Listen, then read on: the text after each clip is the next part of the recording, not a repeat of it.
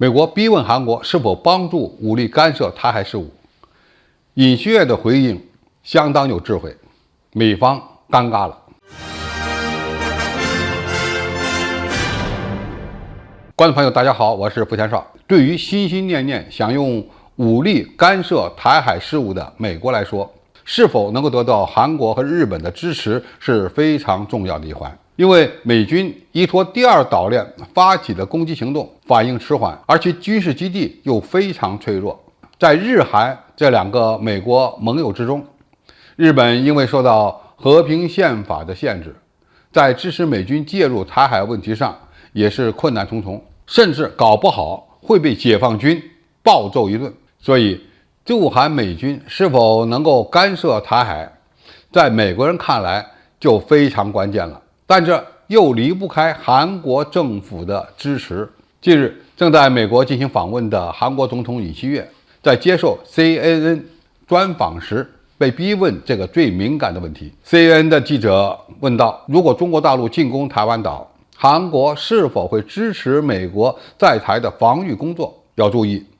这个问题本身就是给韩国总统挖了个坑。因为他问的问题是韩国是否支持美国的在台防御工作，结果尹锡悦的回答很绝，完美的避开了这个陷阱。他说，一旦中国大陆进攻台湾，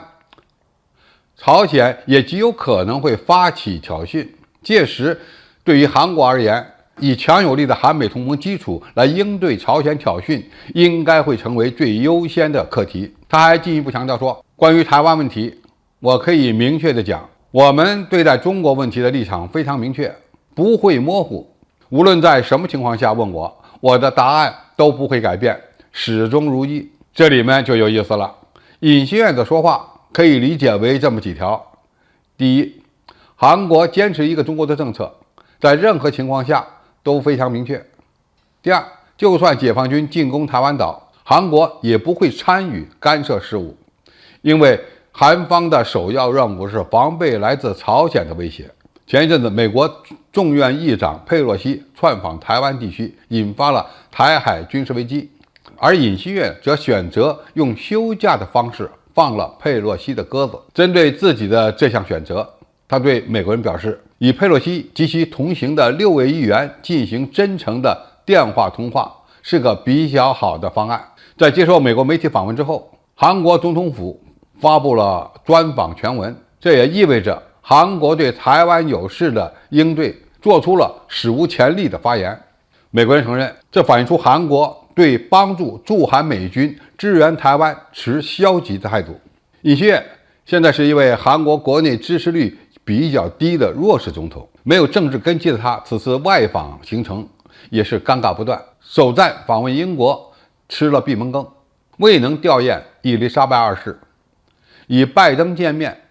明面上是首脑会谈，实际上是秒见，因为双方只交谈了48秒。随后他使用粗话骂人，反正不知道是在骂美国还是在骂其国内的议员。而尹锡悦同日本首相岸田文雄的会谈又被韩国媒体指责为低三下四，在韩国国内也招来了一片骂声。访问加拿大时，他又把自己老婆扔在一边淋雨，显得不那么体贴。总体来看，尹锡悦虽然没有多少政治经验，但是在涉及中国的最敏感的台海问题上没有犯糊涂，这从一个侧面证明了中国对韩国外交的成功。尹锡悦上台之前对华非常强硬，现在呢又事事替中国考虑周全，甚至还能避开美国媒体给他挖的坑。看来他对中韩关系的理解还是有自己的一套的。这样的局面使美国的印太战略遭受了一次不大不小的挫折。当然，这也意味着美国的对华围堵战略